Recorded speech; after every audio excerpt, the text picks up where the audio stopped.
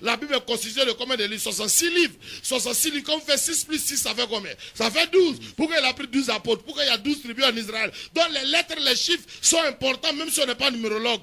Mais ça ne nous intéresse pas les horoscopes. Mais les cycles de la vie d'un homme. Regardez l'Africain, c'est à la retraite, il est en train de voir quel nouveau job il va faire pour s'en sortir. Mais le blanc, à la retraite, il s'en va aux Bahamas. Il va aux Antilles. Il vient en Afrique même. Toi, ta retraite, s'il était médecin, il prend sa cour derrière, il prend une chambre, il dit infirmerie au quartier. Venez pour les piqûres, c'est 500, parce que c'est dur. Non!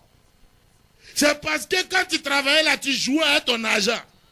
Souvent, ne savaient pas que ça allait finir. Je connais des noms, je connais des personnes de cette nation qui ont pris papier 10 000 francs pour essuyer l'anus, les fesses de son enfant qui quittait à l'école. Est-ce que ce que j'ai dit est faux? Lui, il est là, il est juste à côté de moi. On connaît lui et moi cette personne-là. 10 000 francs. Il était un homme puissant, je ne vais pas dire où il était. Mais c'est quelqu'un qui gérait l'argent d'une institution de cette nation. On les appelle les intendants.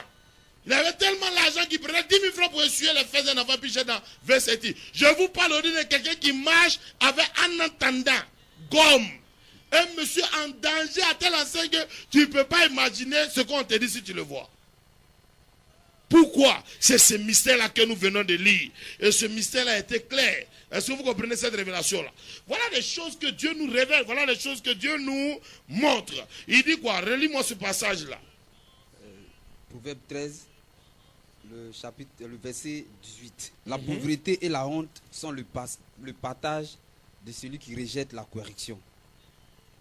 La pauvreté et le mépris sont pour celui qui fait peu de cas de l'instruction. Celui qui tient compte des avertissements est honoré.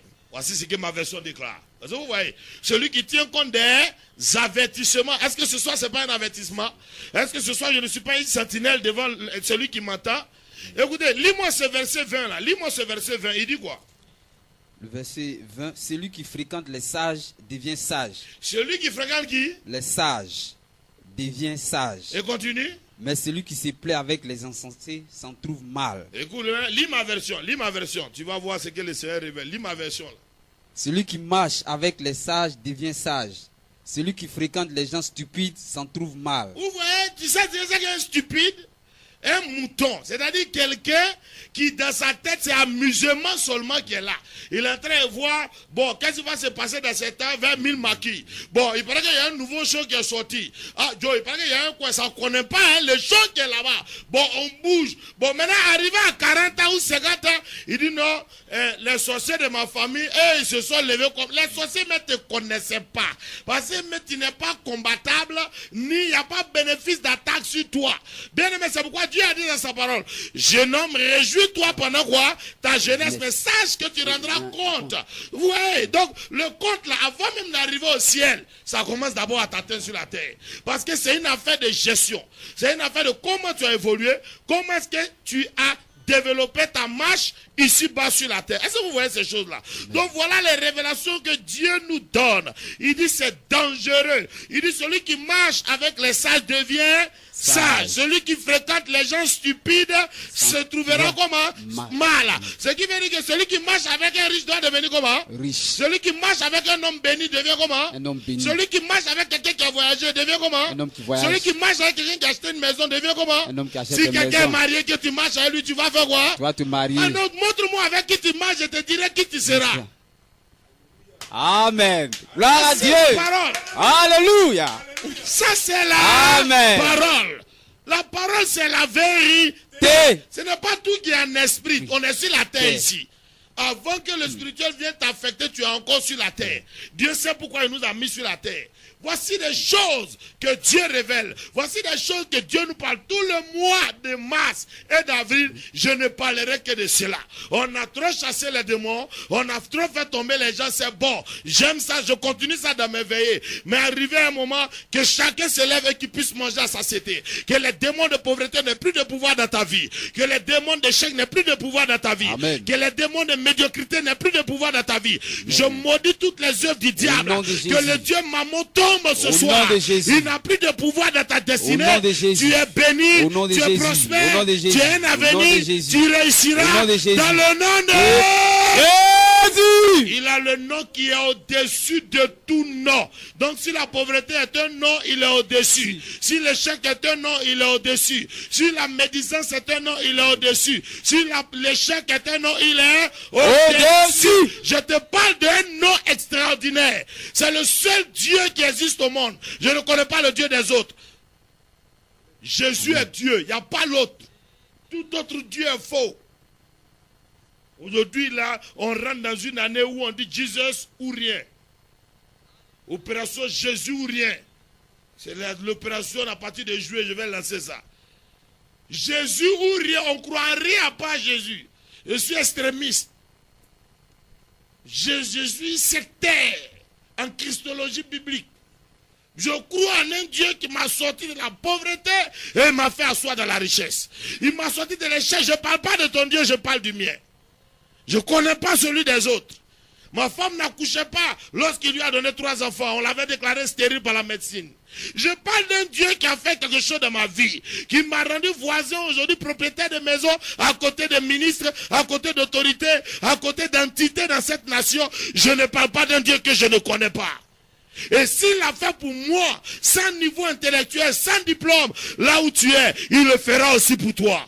Là où tu es, il changera aussi ton histoire. Parce que les conséquences de la pauvreté, c'est le rôle de Satan pour abrutir, pour assujettir et pour rendre l'homme inutile et vil sur la terre. Nous allons terminer avec Ecclésiaste chapitre 6. Lis-moi cela. Ok, Ecclésiaste chapitre 6, comment? Ecclésiaste chapitre 6. Regarde un peu ce que la parole déclare. Moi, j'ai déjà trouvé, donc soyez rapide. Ecclésiaste chapitre 6, verset 3 et verset 4. Dis quoi? Ça, c'est le verset le plus insultant de la parole de Dieu. Ecclésiaste 6, 3. Fais vite, tu vas diminuer mon onction. Quand un homme aurait 100 fils, vivrait un grand nombre d'années, et que des jours de ces années se multiplieraient. Il dit qu'un homme a 100 fils, c'est-à-dire que lui-même, ses enfants peuvent faire déjà un culte du dimanche. Donc lui-même, il a eu la grâce d'avoir celui-là à la maison.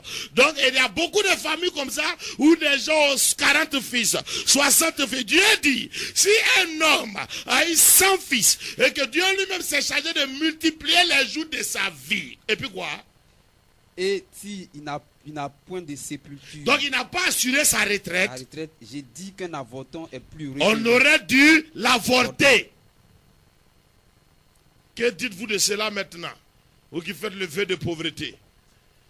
Il dit si un homme a eu 100 fils et que moi l'Éternel j'ai augmenté les jours de sa vie et qui n'a pas pu assurer sa sépulture.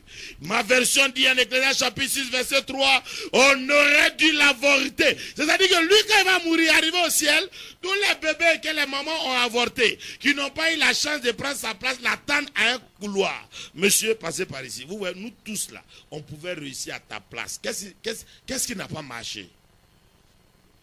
Qu'est-ce qui t'est arrivé? La Bible dit que lorsque l'Éternel s'est révélé à Abraham en Genèse chapitre 12, il lui a dit quoi? Il dit, quitte ta patrie, ton père et ta mère, va dans un pays que je te montrerai, je rendrai ton nom grand. Je rendrai ton nom grand. Je rendrai ton nom grand. Donc quand Dieu nous sauve, ça pour rendre notre nom comment? Grand. Mais lis-moi le verset 4, tu vas voir le nom de celui-là.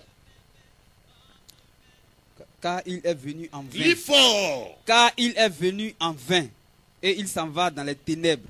Et son nom reste couvert de ténèbres. Bon, voyez, voilà le nom de quelqu'un.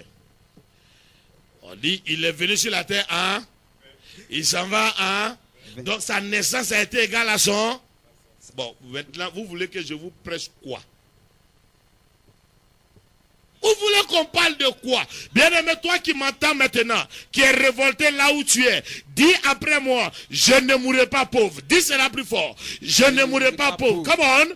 Je ne mourrai pas pauvre. Mon nom sera grand. Mon nom sera grand. On parlera de moi. On parlera de moi. On racontera mon histoire. On racontera mon histoire. Je ne mourrai point misérable. Je ne mourrai point misérable. Mon mariage sera béni. Mon mariage sera béni. Mon mariage est béni. Mon mariage est béni. L'argent s'attache à moi. L'argent s'attache à moi. Le bonheur et la grâce m'accompagneront. Le bonheur et la grâce m'accompagneront. Tous les jours de ma vie. tous les jours de ma Je vie. suis béni aujourd'hui. Je suis béni Je suis aujourd'hui. béni demain. Je suis béni demain. Je suis béni après-demain. Je suis béni Au après-demain. nom de Jésus-Christ de Nazareth. Au nom de Jésus de Nazareth. 07 08 48 52. C'était l'évêque Sidney, père de la prospérité de la Côte d'Ivoire. Soyez bénis. Alléluia. Amen.